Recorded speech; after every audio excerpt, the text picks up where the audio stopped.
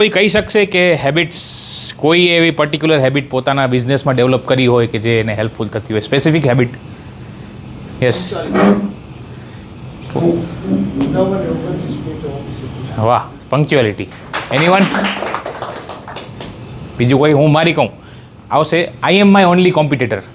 This is the habit. મેં બહુ પહેલાં એક મેન્ટર પાસેથી શીખેલું કે હેબિટ તમારા બિઝનેસને ડેવલપ કરવા માટે શું હોવી જોઈએ. Okay, so the secret lies in the fact that successful entrepreneur or businessmen form the habit of doing things that failure don't like to do. અઘરું ઇંગ્લિશ. એવી હેબિટ કે જે સક્સેસફુલ લોકો છે, બિઝનેસમેન છે, એ લોકોએ પોતાની લાઈફમાં ઇન્કોર્પોરેટ કરી છે, પણ જે લોકો ફેલિયર થાય છે એ લોકોને નથી કરવા માગી શકતા એ લોકો એ હેબિટ. પેપર ભૂલી ગયો. સૌથી પહેલી habit, learn the habit to keep everyone along with you. તમારી ટીમ હોવી જોઈએ, બધા તમારી સાથે હોવા જોઈએ. રિચેસ્ટ લોકો કે જે લોકો મોટા બિઝનેસમેન છે, આગળ વધેલા છે, એ લોકોનું એક્ઝામ્પલ અદાણી અંબાણી જેવા લોકો છે કે એ લોકોની કેટલી મોટી ટીમ હોય. બીજું એક્ઝામ્પલ, પોલિટિશિયન્સ. ગઈકાલે જ આપણા મોદી સાહેબ આવ્યા હતા, તો એક RSSના સામાન્ય કર્મચારીથી લઈને મુખ્યમંત્રીથી લઈને પ્રધાનમંત્રી સુધી ક્યાં સુધી એ માણસ પહોંચેલા છે અને કેટલા બધા લોકો સાથે ટેકલ કર્યું હશે, કેટલા બધા લોકોને સાથે રાખ્યા હશે. હે, આપણને એવું જોવા મળશે કે આપણે જે લોકો સાથે કામ કરતા હશું ને બધા સાથે ડિફરન્સ ઓફ ઓપિનિયન થશે, પણ એક વસ્તુ યાદ રાખવાની કે people are not wrong, people are different. બધાની ભૂલ કાઢવા બેસશું તો આપણે એકલા થઈ જશું. બરાબર છે. એક સરસ લાइन છે कि हम बहुत सारे रिश्ते बचा पाएंगे अगर हम ये समझ लेंगे कि लोग गलत नहीं होते बट लोग अलग होते. બધાને સાથે લઈને ચાલતા આવડવું જોઈએ, એવું આપણે એક વ્યક્તિ પાસેથી શીખીએ. ચલો, આમાંથી આપણે બધા ભગવાનમાં માનતા હશું, બરાબર? તો એ વ્યક્તિને નહીં, આપણે આજે ભગવાનને જ બોલાવી. ઓળખો છો બધા? બધા માનો છો? મળ્યા છો કોઈ? કોઈ નથી મળ્યું, બરાબર? કોઈ નથી મળ્યો. આ મેનેજમેન્ટ ગુરુ છે અને આ બધાને સાથે લઈને ચાલે છે. કેવી રીતે? અમુક એક્ઝામ્પલ્સ જોઈએ આપણે. એમના માથા ઉપરથી ગંગા નીકળે છે, ગંગા નદી. ગંગા એટલે પાણી, પણ એમનું ત્રીજું આંખ છે, ત્રીજું નેત્ર એ અગ્નિ. અગ્નિને પાણી ક્યારે સાથે ના હોય, પણ એ શંકર ભગવાન સાથે લઈને ચાલે. બીજું છે એમના ગળામાં સાપ. ગળામાં સાપ છે તો એમના પુત્ર છે ગણપતિ. ગણપતિનું વાહન છે ઉંદર. ઉંદરને સાપ ક્યારે સાથે ના હોય, પણ શંકર ભગવાન સાથે લઈને ચાલે છે. બરાબર? માથા ઉપર છે ચંદ્ર અને ગળામાં છે વિષ. ચંદ્ર એટલે અમૃત. અમૃતને વિષ ક્યારે સાથે ન હોય, છતાં પણ એ સાથે રાખીને ચાલે છે. બધા એકબીજાને કાપે એવા છે, પણ છતાંય એ સાથે લઈને ચાલે છે. તો આપણે એમના સુધી પહોંચવું હશે તો આપણે એમના જેવું થવું પડશે. આપણે કોઈને રોલ મોડલ માનીએ કે કોઈ મોટા બિઝનેસમેનને મળવું છે, તો આપણામાં એમના જેવું લેવલ હોય તો આપણને એ વ્યક્તિ મળી શકશે, નહીં તો નહીં મળી શકે. સો કીપ એવરીવન ટુગેધર. આ મેનેજમેન્ટનો પહેલો રૂલ છે. કોઈની મિસ્ટેક્સ પોઈન્ટ આઉટ ના કરો અને બધું પોતે કરવાની કોશિશ ના કરો કે હું બધું કરી લઈશ, હું બધું કરી લઈશ. સોંપો, જવાબદારી સોંપશો તો તમે તમારો બિઝનેસ ગ્રો કરી શકશો. નંબર 2, હવે આમાં હું કંઈક પૂછીશ તમને. શું છે આ? શું લાગે છે આ? જલ્દી જલ્દી, મને હમણાં બંધ કરાવી દેશે. 13. બીજું કંઈ? બી. હજુ કંઈ? આઈ ને 3. ઘણા બધા જવાબ છે, બરાબર? હવે શું છે? બરાબર?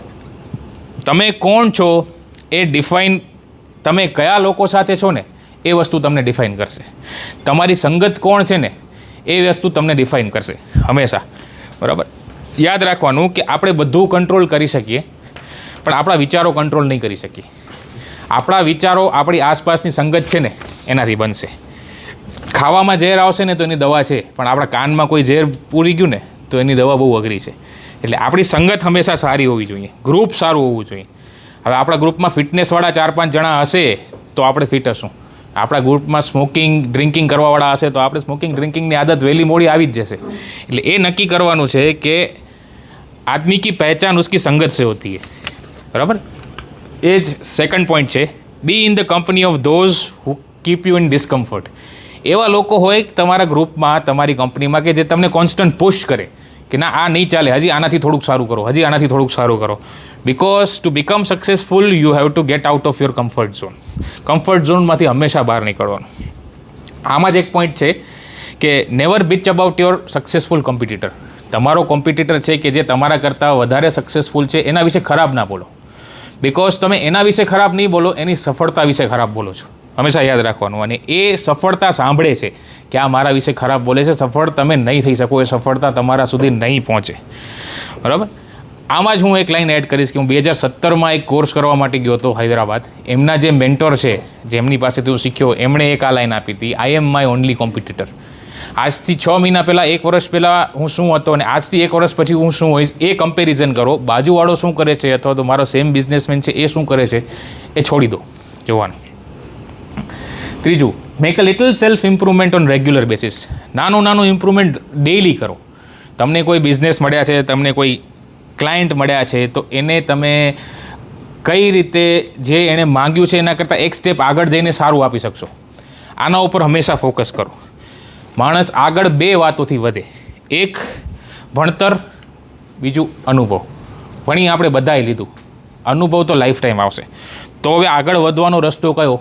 એક જ, સેલ્ફ ઇમ્પ્રુવમેન્ટ. રોજ થોડું ઇમ્પ્રુવમેન્ટ કરો, કંઈક વાંચો, ડેઈલી એક બુક વાંચવાનું રાખો કે ભાઈ આ 1 મહિનામાં મારે એક બુક વાંચવાની છે. એનાથી સેલ્ફ ઇમ્પ્રુવમેન્ટ ઘણું બધું થશે. મોટું નથી કરવાનું, નાનું માઇક્રો ઇમ્પ્રુવમેન્ટ્સ. બરાબર. એક એક્ઝામ્પલ, કેટલા લખ્યા? 0.99. કેટલા લખ્યા?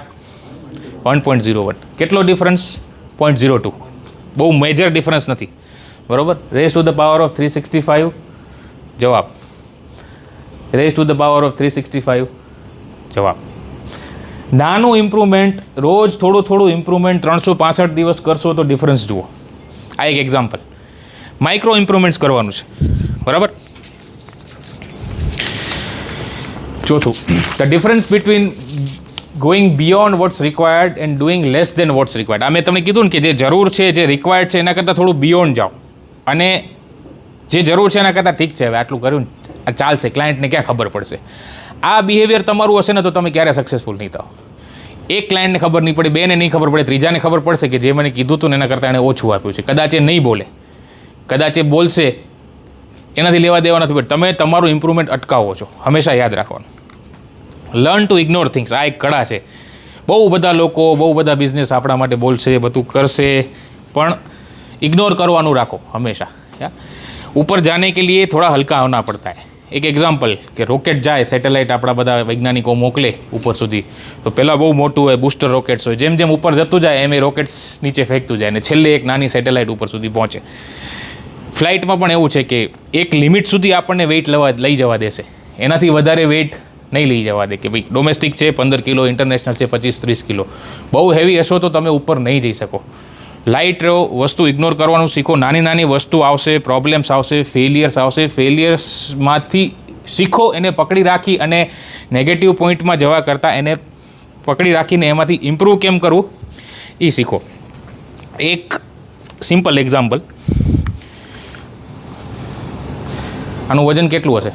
200 ગ્રામ. બરાબર. હવે આ હું બોટલ 5 મિનિટ પકડું તો શું થાય? 1 દિવસ પકડું, 1 કલાક પકડું તો શું થાય? અને 1 દિવસ પકડું, આખું આમ પકડીને બેસું 24 કલાક તો શું થાય? આ બોટલ એ જ છે, 200 ગ્રામ જ છે, પણ હું નહીં પકડી શકું. આ ભાર મારા માટે એટલો બધો થઈ ગયો ને, કારણ કે મેં એ વસ્તુને પકડી રાખી. તો એ જે વસ્તુ તમને પરેશાન કરે છે, જે વસ્તુ તમારા મગજમાં ભાર ઊભો કરે છે, છોડી દો. આ વસ્તુ તમે પકડી રાખશો તો તમારો ગ્રોથ અટકશે. Always move on. અને last, to fly higher you have to be lighter, જે મેં કીધું હોય. ને લાસ્ટ, બી હમ્બલ. પૈસા આવે ને લોકો પાસે એટલે લોકો ઈગો આવી જાય, એટીટ્યૂડ આવી જાય, બોલે નહીં, આમ આખી બોડી લેંગ્વેજ ચેન્જ થઈ જાય. તો એક સરસ વાક્ય છે કે નદીને અકड़ते हुए कुएं से पूछा कि तू जानती है तेरा क्या औकात है? तो कुएं ने हाथ जोड़कर बोला, हाँ बहन जी मैं जानता हूँ, मुझे पता है, बहते हुए में और ठहरे हुए में कुछ फ़र्क होता है.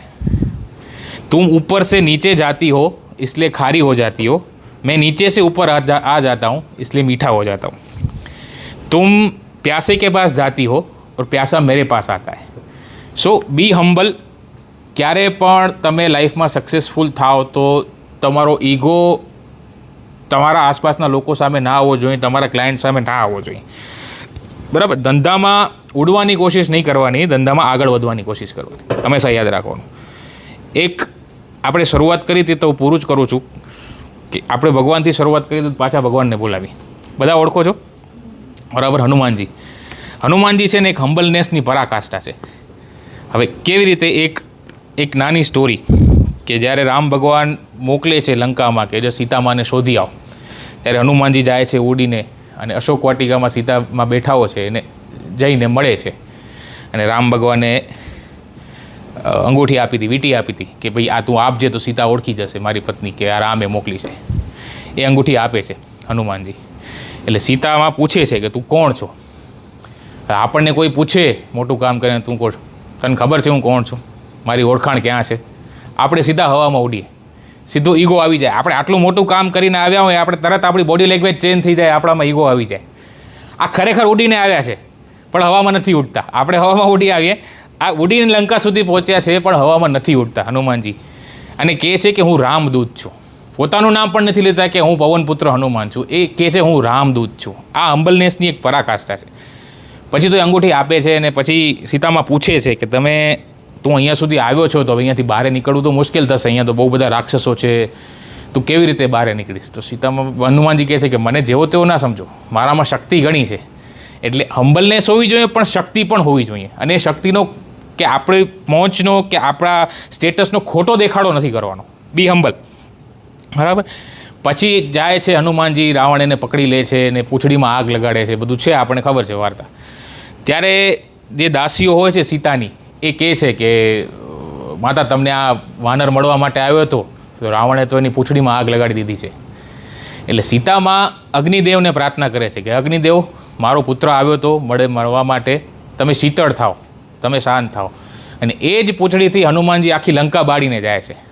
આખી લંકા બળી જાય છે પણ હનુમાનજીને એક નાની આંચ પણ નથી આવતી.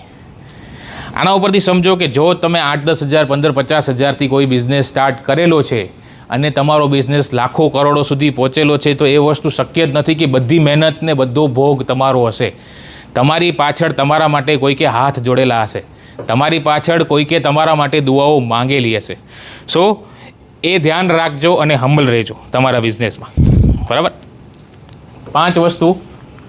Keep everyone along with you. Be in the company of those who keep you in discomfort. Make a little self-improvement, નાનું improvement on daily basis. Learn to ignore things and be humble. 5 basic habits to grow your business.